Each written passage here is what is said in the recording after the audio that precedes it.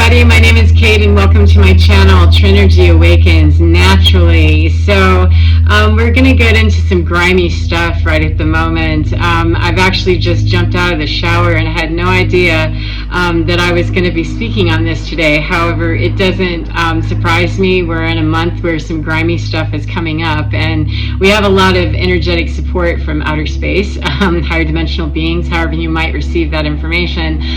The Three-Eye Atlas and some comets, some supernovas, some things that are happening energetically and in the frequency that's bombarding Earth.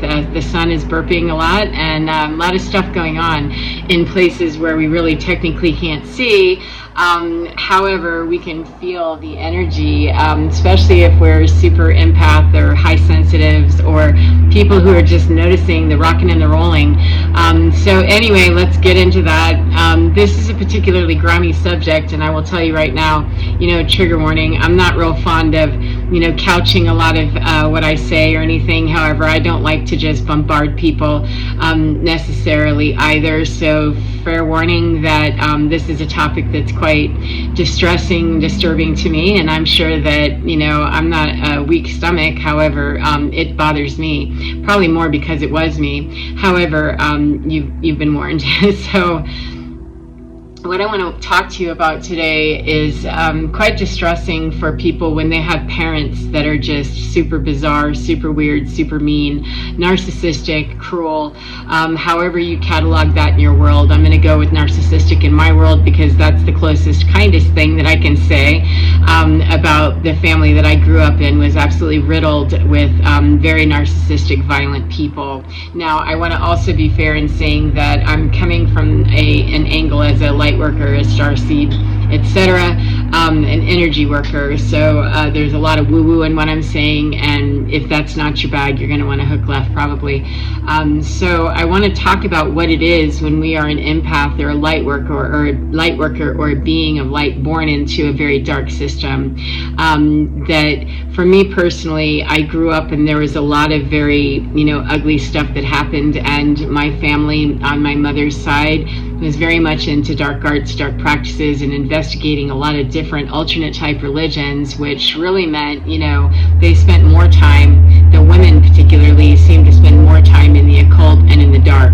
And there's no shade on the occult, absolutely none. I'm into the occult, Gnosticism, all kinds of spiritual science. I'm into understanding, humanity and the spiritual side of humanity. So that's taken me all over the place. It's a matter of using the information for the betterment, the good of all, rather than the good of one.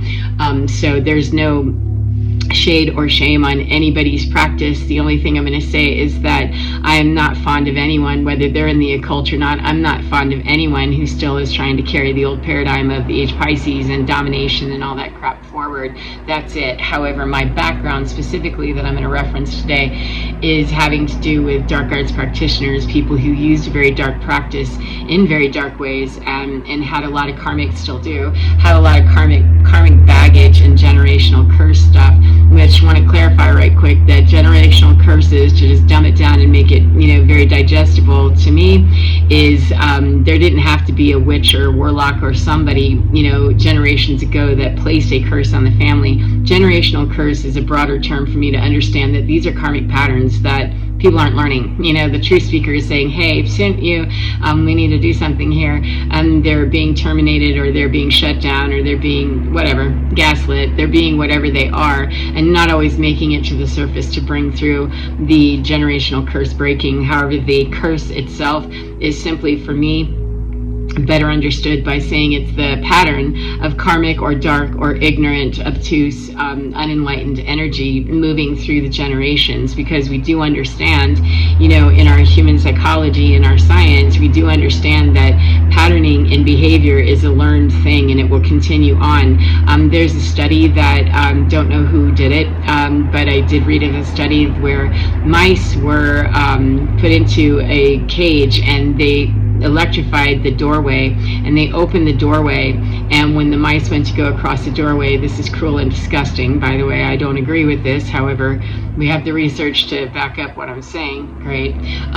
That the mice were electrocuted when they went to step over the doorway, so they were given freedom. They were put into a cage where they were not given freedom and probably tormented in some way, no idea. They have a real investment in not wanting to be in the cage, and yet when they opened the door, they were shocked when they went over the door or over the boundary to get out of the open door. And so they learned to cower in the back of the cage like one would expect them to, because they didn't want to risk the threat of being electrocuted and, hurt as they were going to cross into their freedom. Their freedom was no longer worth it because it hurt to have to cross the boundary into that shit. I'm not playing like that, then I'll just stay in here where I'm rewarded with no pain.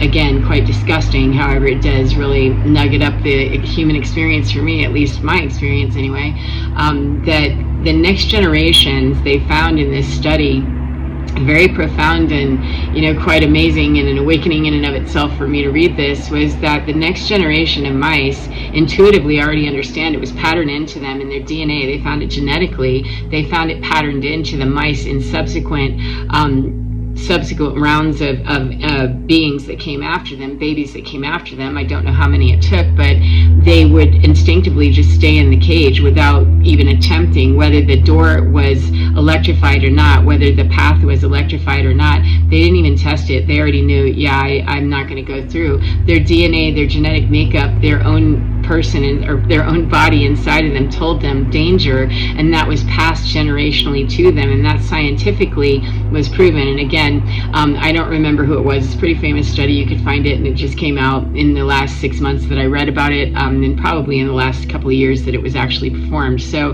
anyway, what I'm saying is that humans are really no different. That generational curse stuff will take us to those places where we already intuitively understand, and there's heavy karma that's upon the land. There's already the understanding that we don't speak the truth, we don't operate in the truth, and we don't operate in the light. And anybody that's dropped into that as an empath or a light worker or a being that's there to change that stuff is going to be challenged with, do I stay in the back of the cage where I'm safe?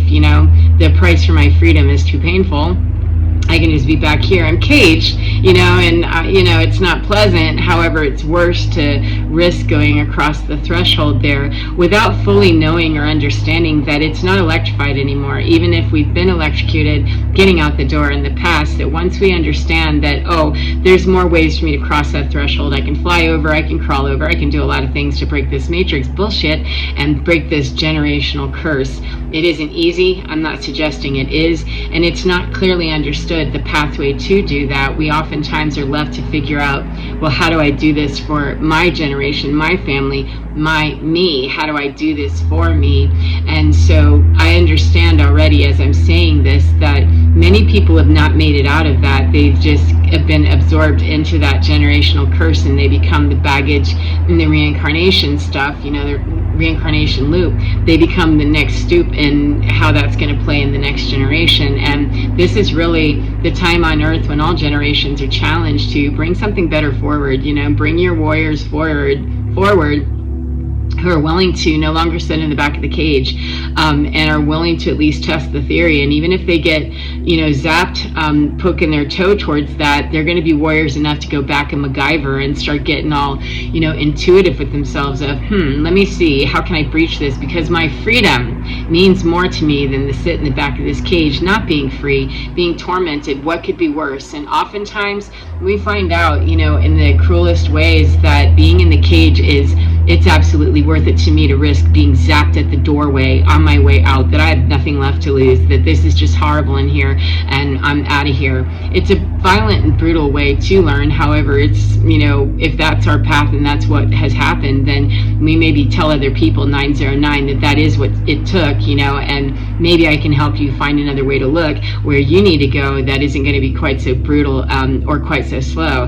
No guarantees in that. Everybody's got their own, path, and I'm not suggesting I know what anybody else's is. I live mine in the moment and, dig backwards and forwards and into all kinds of timelines doing divine as I know to, and it still is going to be a process that is very tailored to me, and not to you any more than yours would be tailored to me. So take this with a grain of salt. Of the overarching message is to have the courage to even broach the subject with yourself, and without the support, without the consultation of anybody in your family or your generation that might be oppositional to that, you'll know instantly who's no longer on your side with thee the minute you start trying to get your sovereignty. You'll know. And then you'll know to possibly not really discuss that a whole lot as you're continuing to motor towards that edge and back away from it to safety, so that you don't have to be dragged all the way, to nearly DOA, honestly. So the way that this is unfolding for me right now to bring forward is an incident in my life. Now, as I said, let me preface that my whole entire life was around just very dark people, a lot of sexual overtone, a lot of sexual violence, a lot of porn, a lot of drug use with one particular person. However, alcohol was rampant everywhere, and a lot of sexual promiscuity from the female side, particularly, that didn't mind when the man was doing that because, we get something from that. So a lot of female gendered bastardization of divine feminine, or what a mother would be or what a female would be, and the throat hold and choke hold on masculine energy, male energy, and really being quite dominant and screwing up what all those roles really should be, used to be, and what we thought they were as mother and father, divine masculine, divine feminine, or man and woman. However you would understand that those gender roles were constantly being broken in my mind, keeping me in the cage going, what is this?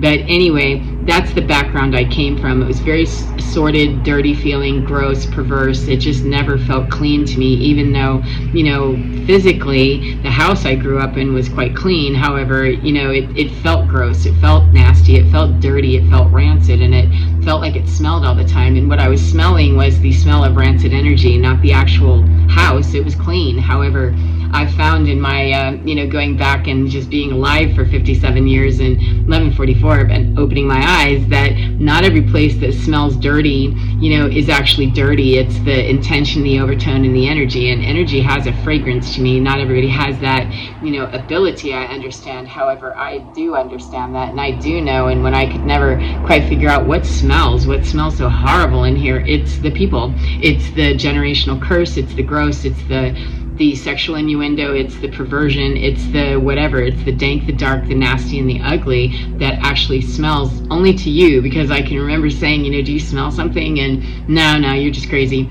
Okay. Bear that in mind. The first time you hear that, you're crazy, or you're making stuff up, or you're so sensitive. Log that, keep track of that and investigate. Let me see how you might be very mistaken about me. You might be surprised to switch up the roles there and turn the tables a bit.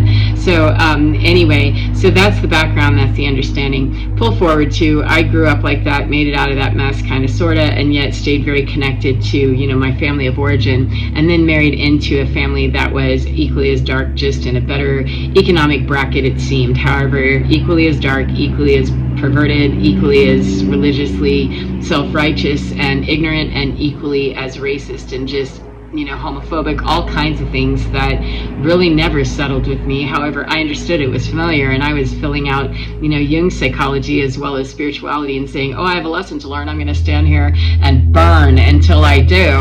That I married into that and spent almost 3 decades of my life being married and misunderstanding it greatly about what I was really there to do, and what I'm here to do on the planet, which is not to stay in the back of anybody's cage, not breaching that doorway. However, every time I came close to the doorway and started asking questions, I got questions. Yeah, stop interviewing. Just, interview yourself instead of the gatekeepers and the cage managers who you're asking. I was asking the wrong people of, hey, this seems like it's weird. No, but don't pass that threshold. See, there's, occasionally we can let you out so that you have the taste of freedom. However, come back in here, and then we're gonna zap the edge of that when you get too close with your question. Sit down. You're not interviewing anybody here. You're taking the standard operating procedure that this is how we do this here, right? Yeah. And it was that until I really just couldn't stand it anymore. My body broke, literally. 1414 is a 5-5 change, vitally alive. Thank you. That through many evolutions in a 30-year marriage. somewhere about 13 years ago, my body became very ill. I had been in and out of mental health facilities with broken brain. Like, I just couldn't cope. I had PTSD, constant anxiety. I was diagnosed with bipolar. I was diagnosed with pretty much anything in the DSM that you can think of that would, be in the model of she's crazy. Yeah, she took on every one of those, and was heavily medicated in that big diversion from what needed to be happening, because I no longer carry any diagnosis and I don't take any medications for my mental health at all, none. So 13 meds down to my thyroid. I'm good, thanks. I'll support that. However, no more needing to support the mood. So I'm going to say that there was something wrong with cage management, and also cage inhabitants. So once those two were more or less online with each other, that I wasn't willing to stay in the back of the cage, and the cage managers no longer had the ability to keep me back there, we no longer had diagnoses to worry about. We just needed to do recovery mode, which has been a long and brutal process. However, let's pull back into 13 years ago approximately, after all these mental health things and taking just tons and tons and tons of different meds, meanwhile, I'm living in the hotbed of what my trauma was. I'm recreating it every day with the people I lived with and the people that I came from and the family that I married into. All of it was still keeping me heavily triggered because I couldn't trust anybody, and I really couldn't. And then I was told, well, of course you can. Yeah, right up until you can't, which is going to be when you start pressing that line and we no longer have the authority to zap you.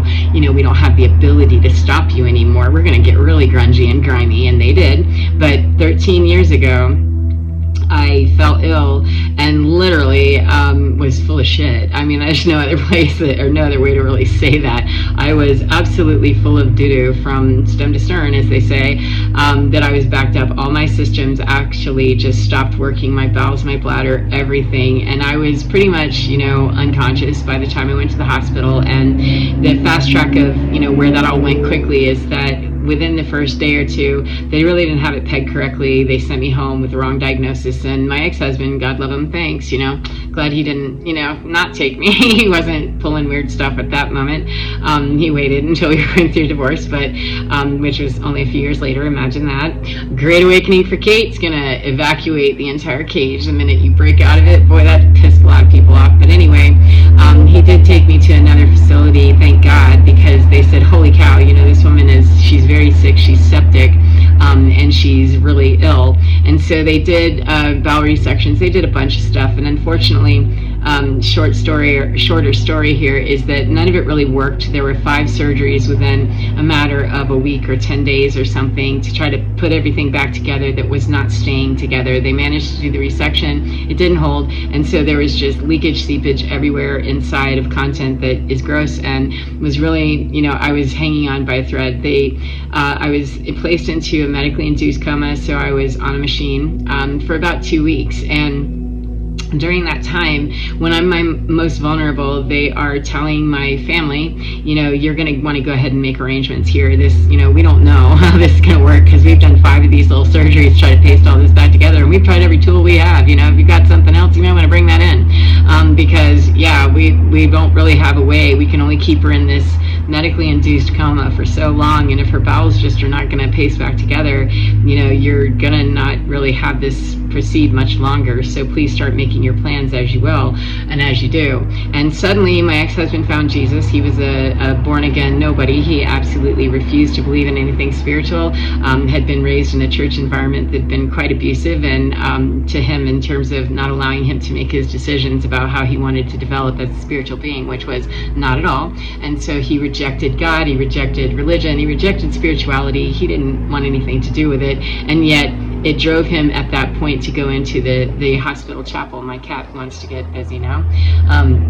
It drove him into the chapel to pray, which when I woke up and heard that mess, I'm like, wow, that's interesting. That's quite pressed to be agnostic and an atheist. I mean, he really, any A word that he could pull of, I ain't believe in that, it was the one he did, and he made fun of my spirituality routinely, and, religion, and how stupid it was. And I thought, that's pretty freaking significant that you went into a chapel to ask something for help. Cool. Well, unfortunately, he also asked my mother for help, and she and my sister, who are the only living relatives that I have, at the time I had.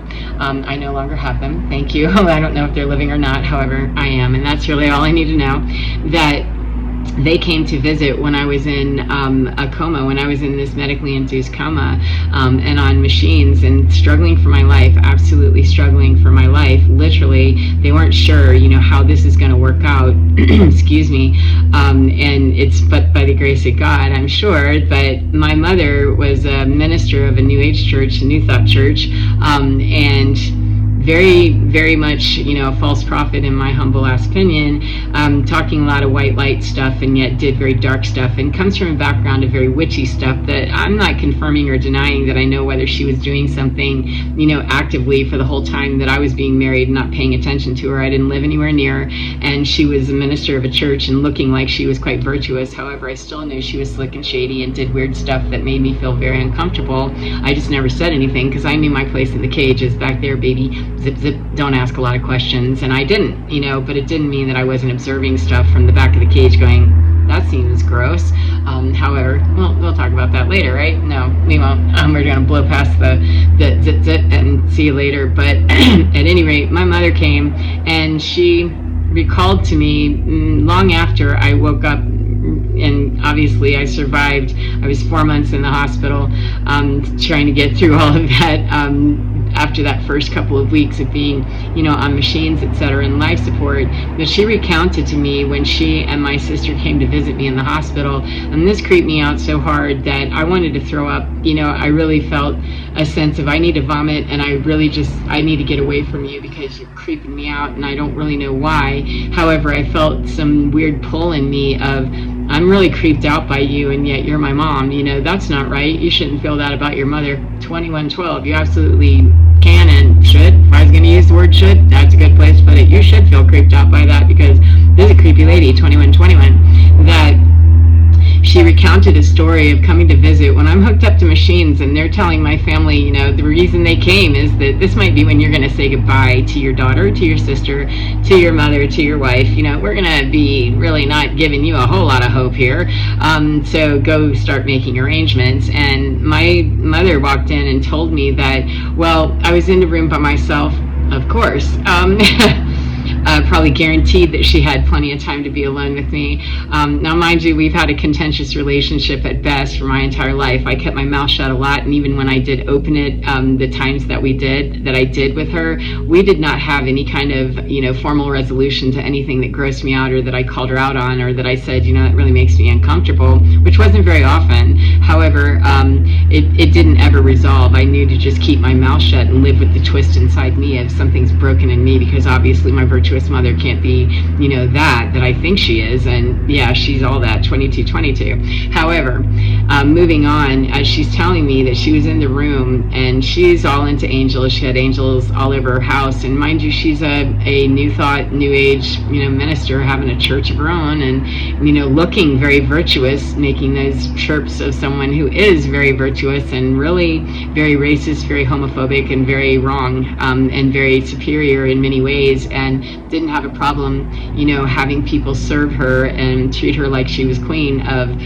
the church. She didn't have any problem with that, and didn't mind sliding her principles when she needed to. So anyway, that's who was praying over me and told me that she saw Archangel Michael, which at the time, I didn't really know. My spirituality mostly consisted of listening to Wayne Dyer and books of his and Louise Hay, etc., and just kind of hanging on for dear life for how can I possibly change my life. What can I be doing? What can I fix in me that's broken? Well, fix your vision first of all of what you see. Here at the back of the cage, and what you see is absolutely correct, KT. But let's pull forward that I didn't really know anything about Archangel Michael. However, I did have enough knowledge of what she burbled on about in her world. I did know and understand enough that Archangel Michael's like the big one, right? Isn't he the big one? That seemed very strange to me. She said, yes, Archangel Michael was hovering over you in this meditation when I was praying and healing over you. And I thought, you're making me really uncomfortable with telling me that you were praying over me. I've never heard you say that before. However, it makes me hella uncomfortable to hear you say it now. Ew. And you're telling me that Archangel Michael was hovering over me, and none of that really made any sense, at the time, because this is my mom, of course. She's recounting a wonderful story about how she almost lost her child, and yeah, it's going to get weird. Hang on to your britches. That she saw Archangel Michael there and actually recounted this story to me, that I told him that, let her know that she can make the decision she needs to, that if she has to go, it's okay. We'll be all right. We'll motor on without her. We'll power on. We'll figure out how we can do life without her. So when she told me that, this was, I don't know, maybe a year or two after I'd survived that and moved closer, retired with my ex-husband down back to my homeland where I had escaped from 30 years prior, closer to all that stuff. That she's telling me this, and I saw her face. Now, I'd heard the story before, just a brief overview of it, but I saw her face this time. It's the only time I did, and the look on her face had that very vacant NPC kind of stare that, this is making me really feel like you've scripted this somehow, and what were you doing? Did you call in Archangel Michael, or was Archangel Michael already there knowing you were coming? Which one was it, and how dare you give me permission to die? That's not the speech that I want to hear that you were giving to, that you as a lowly human are going to command an archangel to deliver a message right quick for, me, etc., to let me know that if I want to just go ahead and die out and chime out, I can. It's been so hard for you.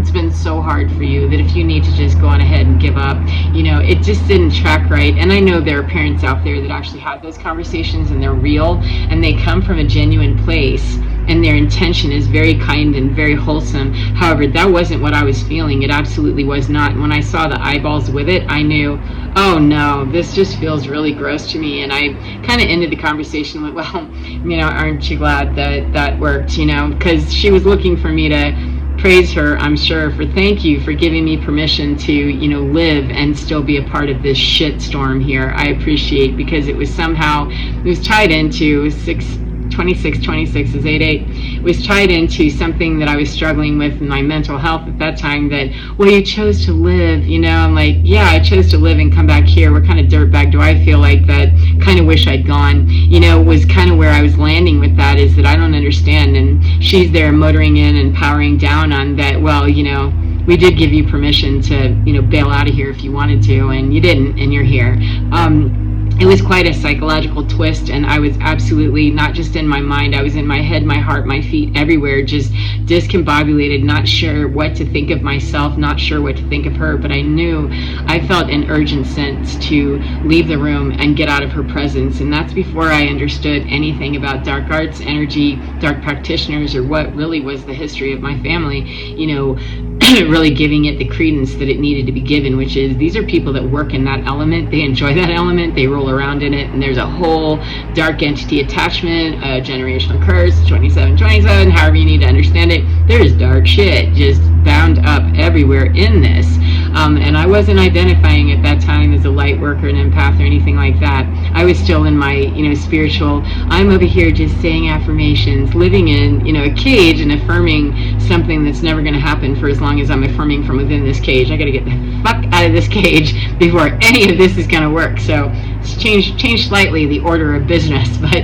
wasn't going to know that for as long as somebody's standing over me telling me they have authority to command an angel to give me the message right quick, that if I want to go ahead and chime out, it's okay. We give you permission to go away. And I'm thinking, well, my young children might not, my younger, they weren't tiny, but there was a teenager and, pre-adult, just barely, that were struggling with me just getting off the planet. They were having a hard time with that, imagine, and that's not what I wanted to hear, that my mother was giving me permission to die and leave them in her care.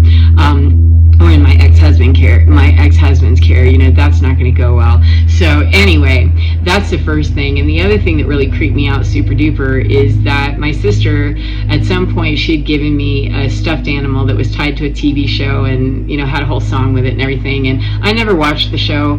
However, I heard that, and it was very uncharacteristic for her to give me anything kind of just out of the blue. That was not the way she was. She's not touchy-feely. We were not close, and we didn't even really like each other. I just kind of tolerated her most of the time because she was mean and nasty, hateful, said shitty stuff, and did shitty things, and always had that pinched up face of disapproval. Older sister, golden child, and I'm the scapegoat. So I took my role from the back of the cage and just went, okay, whatever, that's just one of those things. And she left this stuffed animal, though, and apparently when I changed hospitals and woke up in a different spot, I saw this thing across the room, like, what is that? It looks like such and such, from the show. Oh yeah, your sister brought that, blah, blah, blah. And it always sat weird with me. Like, the whole time I was in the hospital, I actually had to ask them to please move that from where I can see that all the time and put it over there. And I didn't really know why. We're years from my, major awakening of understanding this more clearly, but I was waking up.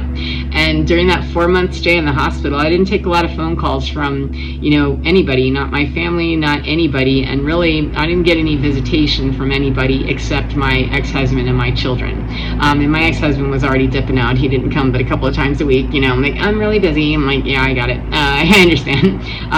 What's the nature of our relationship, dude? I already know you're not with me on this. You weren't with me before we started this journey, but that's okay.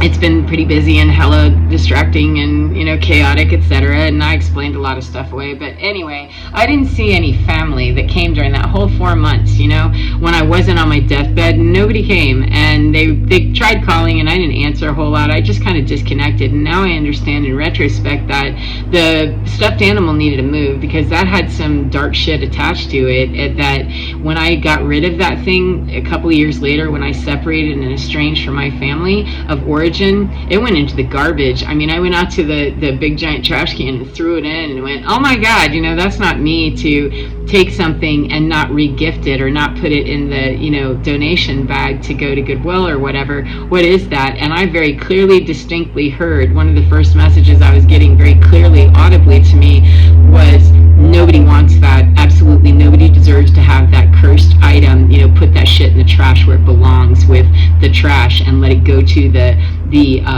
dump, just like everything else that you're going to throw in here right after that. And I threw a bunch of stuff, usable stuff that, nope, nobody wants to use this. Nobody will want this. Do not send this on. Let it terminate here and get okay with throwing something in the trash that has usability. No, it doesn't. Not if it's cursed with nasty freaking energy.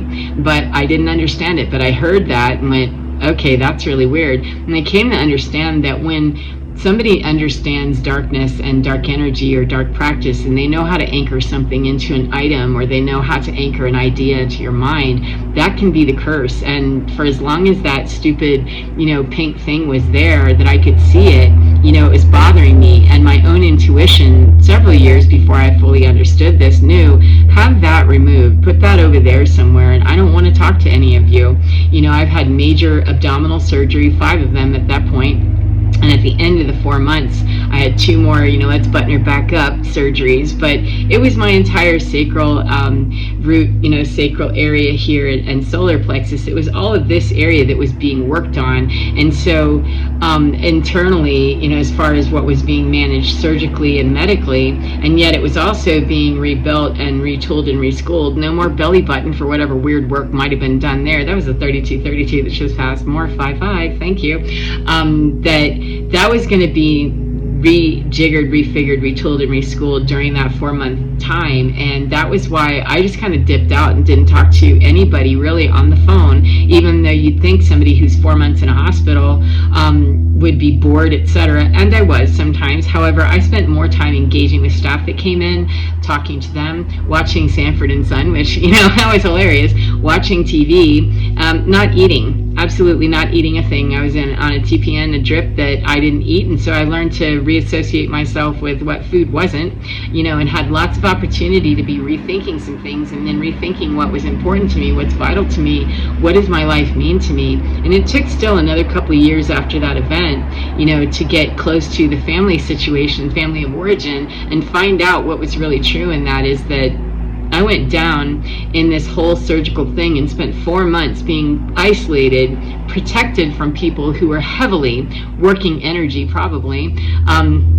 Certainly seemed like it now in retrospect of why there were some things that were happening in the hospital even, and yet source energy, God, teams, whatever you believe in, my team, me, my higher self, gave me the authority to rest in here. And don't explain why you're not calling people back. Don't explain why you're not, engaging the world, that you're more engaging strangers who come in, and why you're not, doing things that you should be doing and chronicling this in a way that would feed somebody else's story or give them something to say on a Sunday morning to the congregation, my poor daughter, and pimp this story in some direction that works for them. I just kind of shut down and went on my own journey with that. And yet several years later, it started to make sense that is why that was that way, is to give you the opportunity to really start listening to your own self, Kate, and go back and understand that when you weren't answering calls, when you asked the pink thing, get out of my vision, and when it went into the dump, things started to make more sense.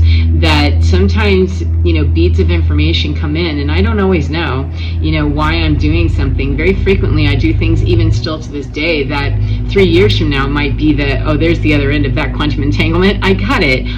Many times there's nothing. I have no idea. I just know that it's crucial that you were making moves like that. You had no idea why you were doing what you were doing. You just knew that that's what you needed to do. And when it's come through that you've had the other end of it to understand that better, that's proof positive for you that there is always a reason when you are moving in that now moment and in that understanding of clarity of, I'm listening to me, I'm not listening to any of the bullshit around me, and I'm definitely not answering to the cage masters over there or the gatekeepers or those that are in a doorway putting up their stupid stuff to try to prevent me from being my own sovereign nation. God is bigger, spirit is bigger, universal energy, whatever. 3588, thank you. Doesn't wait.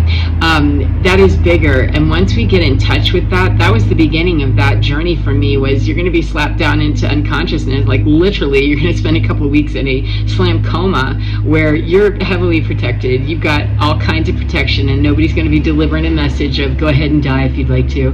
I never even once thought about it, despite what the doctors were saying or what they were worried about or what my family or anybody else was going through. It never occurred to me that I was going to die. So I must have known, already internally, my higher self already knew that, yeah, you're not meant to do anything except pull through this and be a bastion of hope for yourself, and then watch everybody else who can't handle what this all is lose their minds and go quite undivine and leave your life as they need to and as they have got to, if they're not going to pull into something better with this generational curse garbage. And it ultimately all ended. I've never expressed any of this in this way to any of those people. They don't play like that, and even if they did, I don't have any need to go back and brief anybody on what all that was, because I know that the dark people, the dark witchy types on my side, the matrons of the family there, they already know what they're about, and they already knew long before I did what they were about and what they've been doing for my whole life. And I'm simply putting out the message that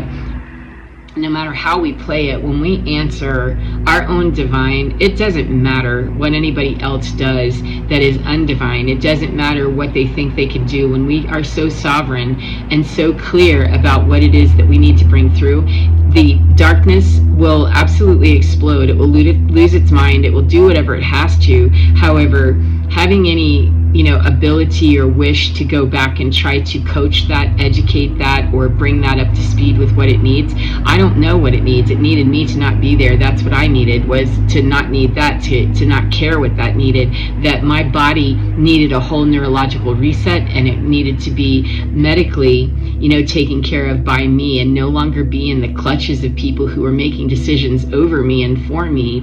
And I will actually tell one more story. It's quite long, however, I'm going to leave it with this, that the vulnerability of being in those weakened states by people who are happy to, let's go ahead and get you there, is my mother actually, she did not have rightful authority or legal authority to be doing so. However, she took it upon herself to introduce herself when I was in a seizure episode at the emergency room and had been scooped up by a neighbor, most unceremoniously groped in the process and, assaulted. That nobody believed that, but it was the least of my concerns, quite disgustingly, that he scooped me up, saved me, groped a little and saved me, took me to the emergency room, and she showed up and started telling the doctor and a social worker that, well, we'll just have to put her into, an assisted living facility, of course, we'll need to do this, that, and the other. And I heard that, and deep within me, again, like, oh, no.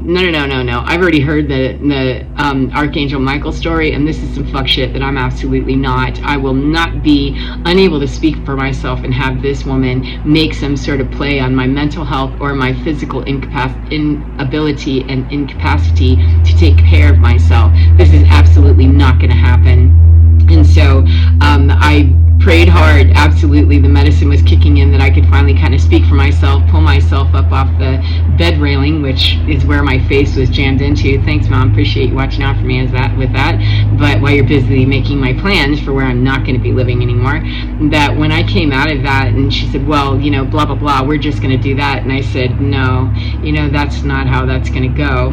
And this woman, the NPC thing never was so real to me, and I didn't even know what it was then. I thought I was looking at the face of a devil. That those eyes narrowed down, got beady and black, and I was told, you're gonna do this or something, and I said, no, I'm absolutely not. Challenged that doorway gatekeeper, just the mouse went blowing right over it and said, I don't care what you do, I don't care how mad you are, I'll take an Uber home and they'll dump my ass out on the lawn. I don't care. However, I'm not going home with you, and I am definitely not going to some nursing home because of you. I can speak just fine. Thank you for doing nothing to help me bring that in a line. However, I'm not getting into a whole argument with you. I can see, what's happening here and no. And it absolutely enraged her. It made her just seething with rage. I think that was the last time actually that I saw her too. I don't really know. I disconnected and said, I gotta go because all of you are really going to cause me a terminal ending that I'm pretty sure, this isn't how it's supposed to go because I'm still here, bro. So let me go ahead and just blow through this, gatekeeping experience. But that absolutely was a game changer for me, that it was worth testing the boundary one more time of, you've already creeped me out with giving me permission to die. My sister is anchored in some weird demon thing into a stuffed animal that had to go in the trash, wasn't authorized or blessed to be sent to anybody else, and you're all saying and doing weird stuff, and all of you are really acting quite untoward and unpleasant, and doing murderous type stuff. Like, what the hell, what do I have to lose here? So let me go ahead and zip across the cage, that barrier. There isn't one. However, the fear of not doing it, the fear of doing it, which one was greater? The fear of not doing it was greater, because the fear of watching those eyes spin out, I thought, those are black, dark, and what is she going to do? I'm in a hospital. And even if I hadn't been, it was worth it to me, friend, to say, I'm willing to go fly across the edge of this barrier here that this woman's trying to tell me what she's going to do with me in my life. And no, it's not worth it to me to not at least die trying. If that's what's meant for me, then I'm gonna have to go with that. And that was the last time. I'm almost positive that was the last time that I actually saw her. It wasn't the last time that I spoke to her, but it wasn't too many months. It was maybe less than a year after that, and we were in dwindling time together of even talking on the phone or having any real connection with one another. That I absolutely, no, I don't know what kind of weird stuff you do. I don't know what kind of dark arts and witchy, kind of thing you do. And I don't even care, what good stuff you might have ever done. You've overshadowed all of it with what the truth is that you're a gatekeeper for very demonic, devilish, and hateful stuff that I don't want to be a part of.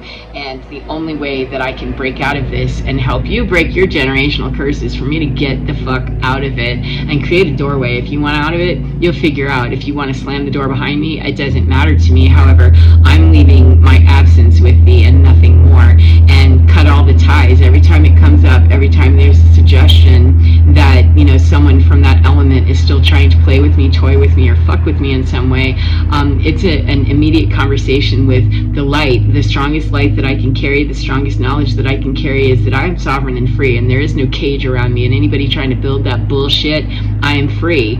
And it's not always easy. I'm not suggesting that it is. However, I am going to tell you that dark people doing dark stuff, it absolutely happens. It exists. And I never in a million years before, several years ago, I never would have believed in demons, demonic stuff, NPCs, etc. I don't truly believe in a demon or demonic force is exactly the way that it's portrayed routinely. What I believe in is people that are absent of light so far, that they've been doing it so hard and doing it in such a rigid pattern that they really don't know themselves to be anything else, and they're dangerous as fuck.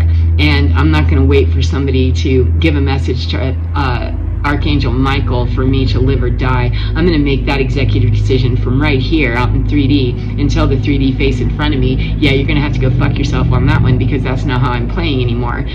Or, no thank you. Whichever one they will let me do. And unfortunately, the hard-charging gatekeepers in my world, they didn't want to play that in a very kind or loving or respectful way. They wanted to get grungy, grimy, and dirty, and they did. And I played it as clean as I could. However, I did offer up some, yeah, I'm not in this hood anymore. You're going to have to be a hood booger on your own. I don't do this, and I'm out of here. And I'm sure that, you know, some 3D squirming and squealing, etc. happened. I heard all about, well, it's not fair, you know, from other people, 4422, and I thought, I don't care. What's fair for you is not what's fair for me, and what's fair for me is not what's fair for you. And I only have to be concerned about me acting righteously, acting with dignity, and acting in the spirit of what divinity is guiding me to do, and it is to separate all the way the hell away from you, because I cannot compromise my own body, my mind, my soul, anything anymore to hit an agenda of people who know how to work their 3D, you know, blubber show and all of the words, the gaslighting and the magic and bullshit, you know, in a very unholy and unrighteous way for very unconscious reasons. So this is 45 minutes long. That's a long time. I hope that if you're still here, I hope that you enjoy your day no matter what part of the day you're in, and remember to get within your skin, because you're divine. It is absolutely fine, and it can help guide you, you know, through the most painful, sickening, disgusting, you know, hell-bent situations. It absolutely can, you know, and I won't tell you that it guarantees that you feel better instantly. Excuse me, burping all over. Pardon me. I'm not going to promise anybody that felt, excuse me, great instantly. It took time and the faith and the perseverance to say, I'd rather test that cage border than to stay back here and be a prisoner to it. And I played prisoner for a long time, knowing that I'm not strong enough to go over that edge just yet. However, 45, I'm not far from it. So in keeping that vision quite alive, as opposed to the gatekeepers, they got smaller and smaller and smaller the more that I challenged them. So as I said, get within your skin and enjoy your day, and get within your skin, because you're divine. It is absolutely fine. It can guide you, and it is guiding you every single time. Every prayer is answered. Learn how to hear it in every format that it's coming. Take care of yourselves, and I'll see you